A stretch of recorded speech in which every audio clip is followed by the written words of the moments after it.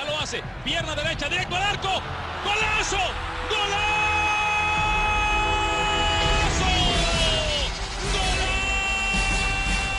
The world of football with a soccer perspective.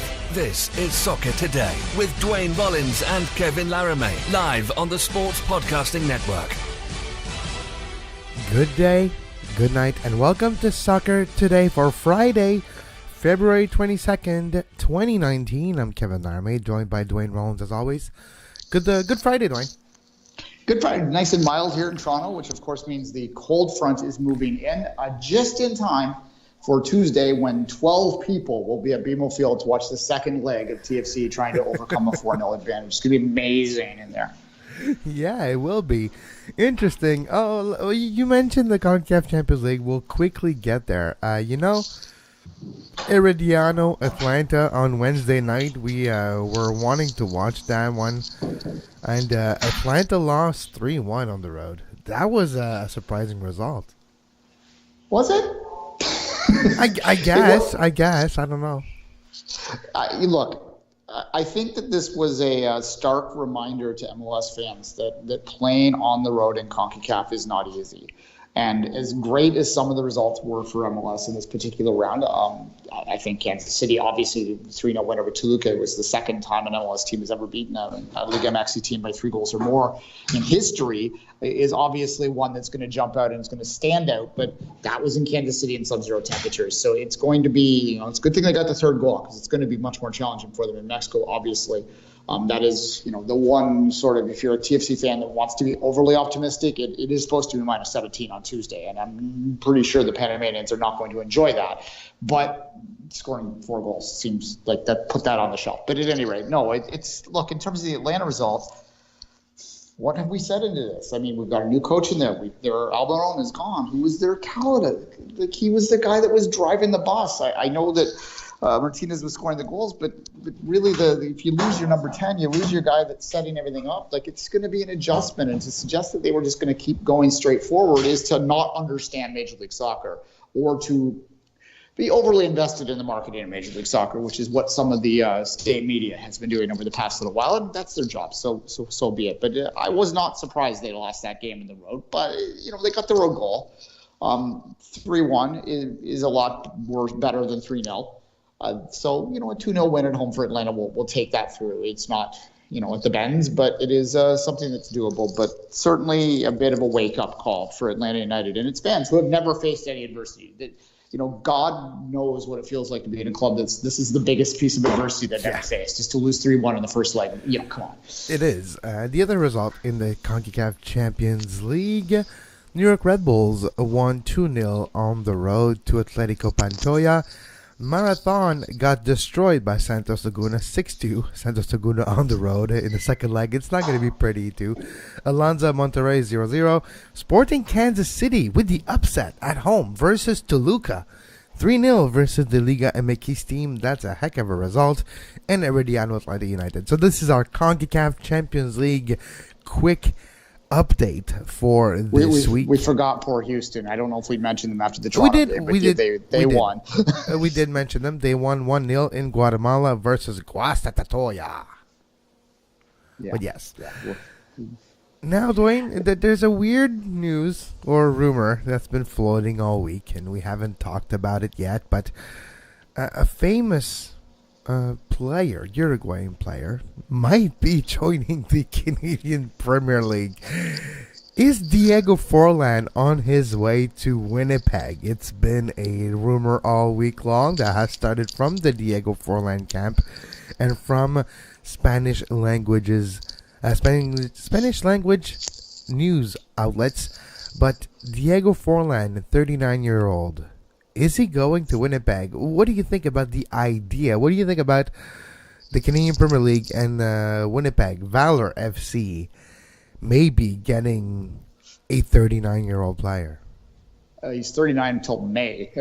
Then he would have be 40. Number, and it wouldn't be the second number there. Look, this is obviously a global superstar that, famously was linked to TFC 7 or 8 years ago, and he was already considered older then. There was already conversations about him being possibly too old back when he was being linked. That was during the Kevin Payne era, so that was a while back now. But what do I think about this? I wrote an article on Canadian Soccer News the other day, which I wasn't completely dismissive of the value of it, and I will back that up. I mean, yes, you don't really want to be signing 40-year-olds as a routine. But this is just not your normal 40-year-old. This is Diego Forlan. He is the Golden Boot winner from the 2006 World Cup. He is a player that is known around the world. He is a player that even still, when this rumor started, I can tell you from my Twitter feed, it's getting traction. And there are people that are legitimately excited by it. People that are saying, if this happens, I'm going to drive 4 hours to watch him play in Winnipeg because he's a player that I loved. It's a player that I appreciated. And I think we're too dismissive of the value, the marketing value of guys like this, because we, as purists about the game, want the Canadian Premier League, want Major League Soccer, because I think we can include them in this kind of conversation if we move more in a general sense, should be about the development, should be about the purist. And MLS is moving slowly away from that, but you still see them sign guys in their 30s. I mean, Wayne Rooney last year, who did very well there, right? But he's not certainly on the front end of his career when you see that. So it's part of that, and I don't necessarily think that. I don't think it does any harm. Some people will argue that if he were to come, he'd be taking time away from a young Canadian, and possibly. But I think that would be countered by the fact that he would also be mentoring a young Canadian, assumedly. And I think that's the key to it, Kevin. And I'll let you jump in after this. Is that if you are going to have a guy like this come in, you need to make sure that he's coming in with the idea that he's not just there to play, but he's there to give a little back to that Winnipeg community for whatever salary they give him, that he is going to, provide leadership for these players. And he's a guy that wants to play. So I think that's an important, like he's turning 40 this year and he still wants to play at whatever level he can. And there's something refreshing about that. Some guys like to ride off into the sunset on top, and some of them like to be, pushed to the trunk, so to speak. And he's a guy in the latter camp, and I don't necessarily don't like that. I think that's a valuable thing. It's a guy that loves the game clearly, and if he's willing to come to Winnipeg, as long as he's there to give a little back, then I don't see that much of a problem. I also don't see it being that much on the field. I'll let you jump in here. Well, it depends how much he costs. That's the big aspect. Depends how much a salary cap is at, and how much of that salary cap is truncated by a Forlan, right? Yeah, precisely. He's played in some pretty small leagues over the past few years after he's been at his peak. I mean, when we first heard these rumors, Kevin, we were like, oh, is he still playing? But then you start to look at his Wikipedia page and go, oh, wow, he played in the Hong Kong League. Like, he's not getting paid a lot over there. Then, that should be fine then. If you just, we're going to give you $75,000. Is $75,000 good for you for the entire season? And, of course, we'll give you maybe a kickback if the stands are full for this amount of game. I don't know. Yeah, and he can go to some signings, and he can run some camps, and he can do some things here and there. And, maybe some, Chevrolet dealership wants Diego Forlan as his, Winnipeg Chevrolet. Yeah, there's opportunities like that.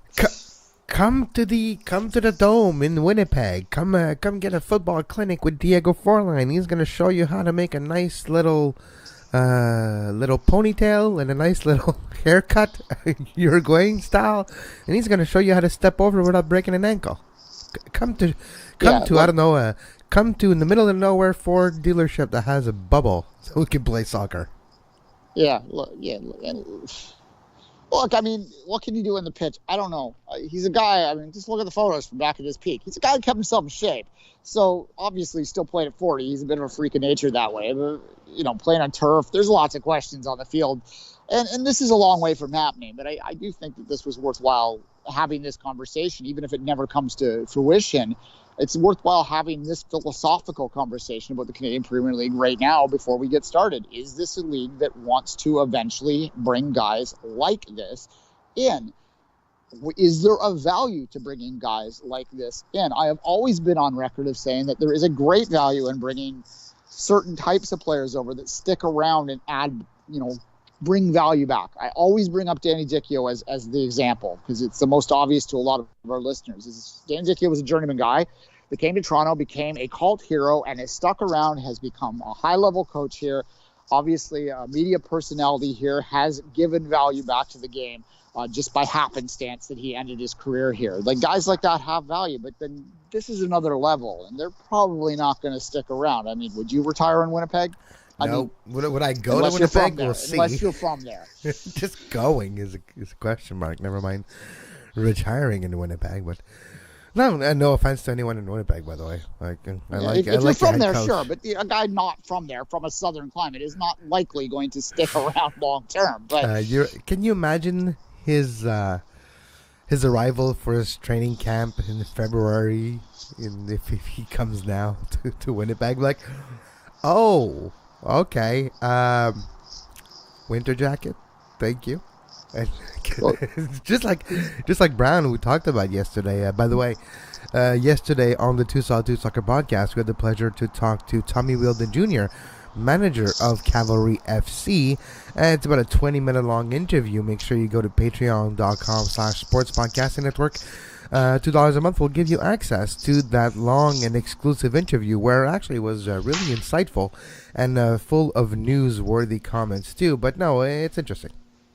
Yeah, and for those that don't know, Jordan Brown is a young player from the West Ham Academy that had played in Germany as well, Hoffenheim, that has now signed for Cavalry and is a very interesting prospect. We talked about him in one of the questions there, and we joked that we should meet him at the airport with a Canada Goose jacket because he was scared of the cold. He said that in an interview with Canadian Premier League. So, yes, Diego Forlan. I don't think Uruguay has necessarily the winters that Winnipeg does. I don't think many places on Earth have the winters that Winnipeg does. They call it Winterpeg. There's the North Pole, and then there's the South Pole, and there's Everest, and there's Winnipeg. Yeah, look, and I think it's great that we're having Diego Forlan as being linked to the peg right now. It's just part of the global situation of the sport, and to have a city like Winnipeg, even in a remote conversation about this, is great. But I want to get back to the. Sorry, Kevin, go ahead. I was gonna say I want Winnipeg to win either the Canadian Championship or however it happens. It doesn't matter. But I want them to go to CONCACAF Champions League. Like, I want Real Esteli to go to Winnipeg and have to play a game in like October or March. That's what I want to see. You remember when we used to make jokes about Fort McMurray and FC Edmonton playing there and having people frozen on the pitch from the Caribbean? Yeah. Well, this could happen in Winnipeg too in the CONCACAF Champions League. You have Joe Public coming to Winnipeg that turns out to be Joe Frozen because they can't do anything in minus 30. Should I mention that it goes to minus 17 on Tuesday in Toronto, so we might see it this week. So that's true. That's true. Fair enough. Yeah. No, in terms of, I guess maybe I'll get your final thoughts on that. But in the moving forward, should the Canadian Premier League be targeting quote unquote names that are 35 plus in order to get a little marketing push? Because you do need a little of that. I mean, this is a league that is going to mostly attract the hardest of the hardcores in the initial beginning. You're going to be looking at attendances in the 3,000 to 5,000 range, and we're going to be happy with those attendances. But if you should be worried about that in the early days, should you be trying to get a push? I don't know. I'm of two minds with it. As I said, I don't mind this as long as he gives back and mentors and does things like that. And if he sells 500 to 1,000 more tickets a game, then great. That's a bonus. But I don't know, Kevin. What are your thoughts? Well, I kind of agree that it does help the marketing-wise. But at this point of Diego Forlan's career, and let's face it, outside of the hardcore in Winnipeg or Canada, how many house does talk about Diego Forlan on a regular basis right now? Could probably count them on one hand, if not a few fingers, if not just us right now. Diego Forlan is not a household name involved in discussions in the Canadian Premier League circles. Right now he is because of the links and the rumors, but what I mean is you do want a name recognition that brings you awareness and marketing aspect to your team, and that does help you sell some jerseys. But is Diego Forlan that guy? Is it 5 years too late? Can you have, for maybe the same price, someone that is a bit more recognizable for your fan, maybe the same amount of like a Canadian star, like, I don't know, a Tiba Hutchinson or something like that you can have, and that would have the name recognition but still has a bit more in the tank. That's the only thing I'm worried about, is will Diego Forlan actually move that needle in Winnipeg or in Canada? And for me, the name recognition versus where he is now versus what he can bring versus how many people will talk about it, I still feel it's a, no offense Diego, but the name is a bit passé versus with, I don't know, another name that you can, like a Rooney you talked about for DC United, or let's just be maybe realistic here. An example, if you get Rooney's brother joining Winnipeg, well, it'd still have the name recognition. I don't know.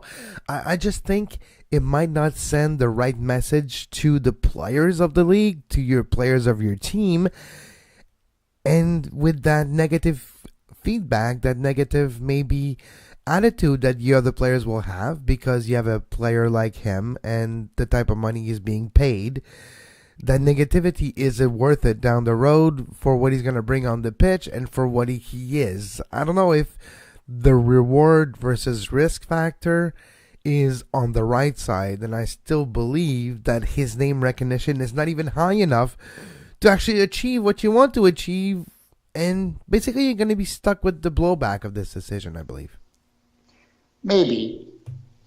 I think, though, honestly, I mean, this is my honest opinion, is that, if he were to sign a Tiba Hutchinson, say, that you would have a nice press conference with 4 or 5, invested journalists there.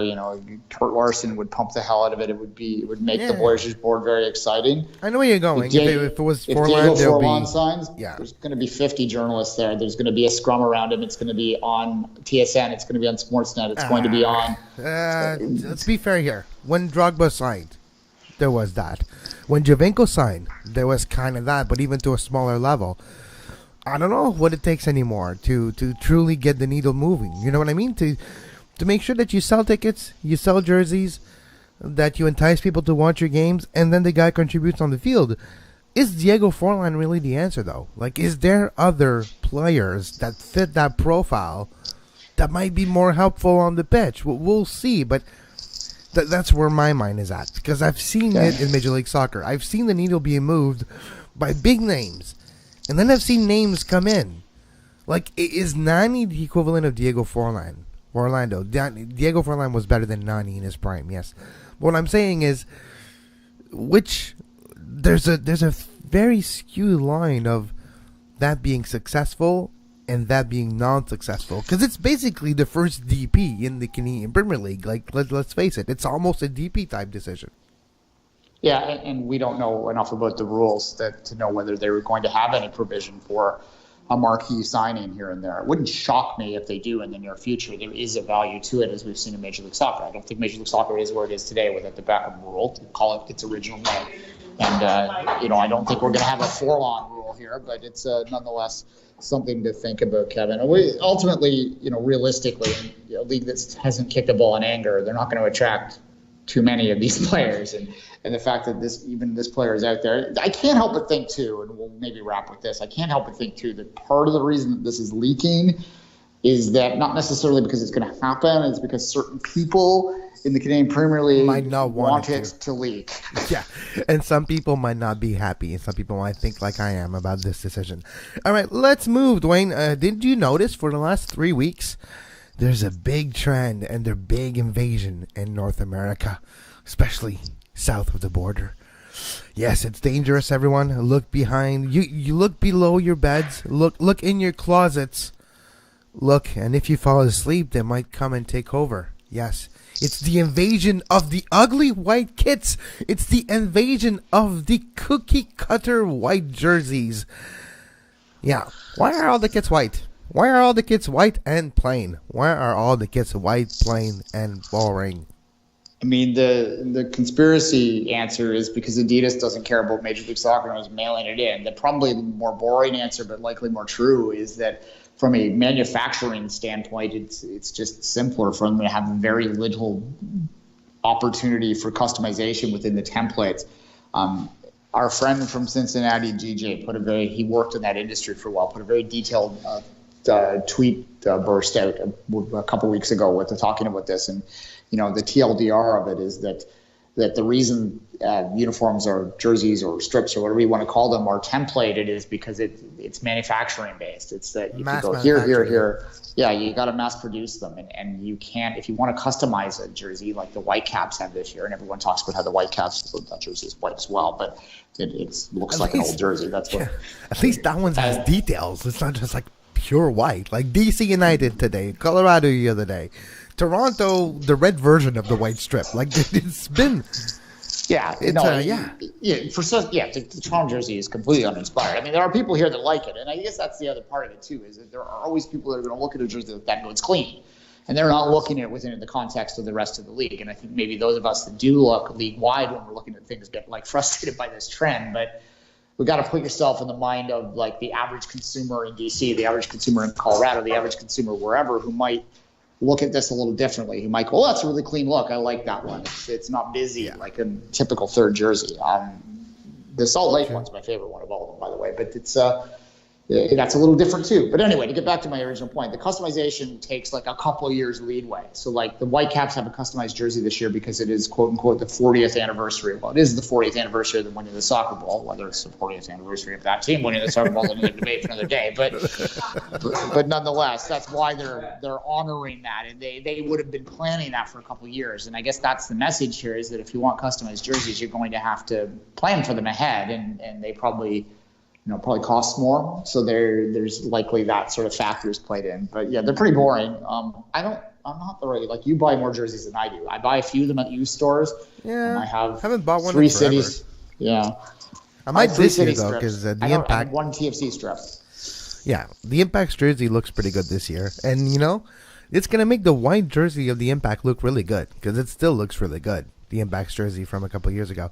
And at least now it won't look as plain as all the other ones because there's a few details on it. But no, it'll be fascinating to see the response. And, when we look at the Canadian Premier League jerseys that are going to come out, bespoke jerseys, 14 different type of jerseys, a home and in a way that is identifiable for every single team. And that will be fascinating for the Canadian Premier League. By the way, if you noticed, Duane and I talk about more and more about the Canadian Premier League, because the first season is ramping up. It's going to be starting on April 27th, which is a little bit over 2 months from now. And you can follow our coverage of the Canadian Premier League on patreon.com/sports podcast network on the exclusive show called the Two Solid Soccer Podcast. To finish the week, Duane, something we have talked about already this week, but it's a little bit of an update. What's going on with Pozuelo? The Pozuelo watch? Okay, we need a bumper here. Pozuelo watch. The Pozuelo watch on Soccer Today, brought to you by Duane Rollins. Okay, there you go. That was the little part there. Actually, the debate here today is because Genk has, if you haven't noticed, completely crapped the bed since this stuff started, which is one thing that many of us pointed out was possible, that they might be distracted by this, and it certainly has been the case. They have lost 2 straight league games, including one to Bruges, which was a massive loss for them because Bruges was the team chasing them in the table. They have bowed out of the Europa League with a 4-1 loss to Sparta Prague at home at Genk last night. I don't know what the Genk arena is called, so we'll just call it Genk. So yeah, there's this bit of a mess here. So what the brass has said is that we're putting all talks on hold for the weekend, which is not going to make TFC fans happy because they, of course, are in full panic mode right now. But that is what's happening, that there is no talks scheduled for this weekend. TFC and Genk came to an agreement last week, which will suggest that the player will play a full role for Genk, that there will be no holding him out of lineups. Both clubs agree that that is the right course of action, that he should continue as a full member of that club until they negotiate a transfer. In terms of reading the tea leaves here, it's still likely going to happen in my mind. Whether it happens for March, whether it happens for May, or whether it happens for July are the 3 questions, and that is what the debate is. And I think the more Genk loses, I tend to think that if you look at the results before this distraction happened and look at them now, the more that they lose, the more likely it is that Genk's going to wash their hands and he will be here in 3 weeks. But that isn't going to help. And they're going to use this distraction as an excuse for why they crapped the bed. Dude, we're like, it's his fault, so we're transferring him away. It's because he wanted to leave us. It's because he wasn't loyal to us. That's why we lost. So bye-bye Pozuelo, and they're going to use that to make him literally the scapegoat, where he's going to take all the blame and leave town, and Genk can just continue without having the burden of a bad season with him. Yeah, and look, final thought from a Toronto perspective. When Giovinco came, I remember it. I was getting people telling me this was happening for a month or so out. There was some rumors that came forth, and the intensity of the rumors really picked up with about a week to go before the signing. And then it happened. And then he was signed, announced, and then quickly thereafter they negotiated an early leave from Juventus. But there wasn't a lot of drama being played out on an hour-by-hour basis like we're seeing right now. One of the reasons that is because Giovinco was a bench player at Juve, and he wasn't particularly wanted, and he was coming out of contract, and they were just figured out the most they could get for him at that particular point and what was best for everyone. There wasn't a lot of drama behind it because it just wasn't the type of player that there would have been a drama behind it. It was a great coup for MLS and for TFC to recognize that this player might be available and go get him, but in terms of his importance to Juve, it just wasn't there. That's why they could get him. This guy's vital to Genk, and that's why there's so much drama, and why there's so much information coming out, and why it seems like it's so chaotic. The reality is a lot of transfers are chaotic. They don't get reported like this, and TFC fans aren't used to watching it. MLS fans aren't used to watching this play out, and that's making everyone go, everything's insane, and they're screwing everything up. But it's not really that. It's just they're trying to steal, basically, a player from a team that was on top of their league, and obviously this is getting a massive amount of attention in Belgium. And what it's going to mean from a Toronto perspective when he does get here is there's never have been. Defoe maybe is the only other example, a player that's going to come into Toronto with as much pressure to perform immediately as this guy when he shows up. So God help us. And he's going to be coming off like an 18-month season too. So everything this year in TFC looks a little bit dodgy, but we'll see how it plays out. We'll see how it plays out. We're running out of time. We wanted to talk about the 2 transfer window ban of transfers for Chelsea until the winter 2020. We might talk about this next week. It's going to be appealed by Chelsea as well on Sunday. Speaking of Chelsea, Man City, for all the marbles, at least the League Cup marbles. It's the League Cup final, Chelsea versus Man City on a Sunday. We'll talk about it when we come back on Monday. As always, you can follow Duane on social media at 24th Minute, myself at Kev Laramee, and our show at Soccer Today SPN. You like Canadian soccer and you want to hear more about Canadian soccer, Canadian Premier League, Canadian men's national team, women's national team, just want to hear Duane and I talk about Canadian soccer, well, go to patreon.com/sports podcasting network. $2 a month will give you access to the exclusive Two Solitude Soccer podcast. But as always, until next time, for Duane Rollins, I'm Kevin Laramee, and have a great soccer. You can find the podcast version of all the shows we do on iTunes, Apple Podcast, Google Play Store, TuneIn Radio, iHeartRadio, and anywhere you get your podcast.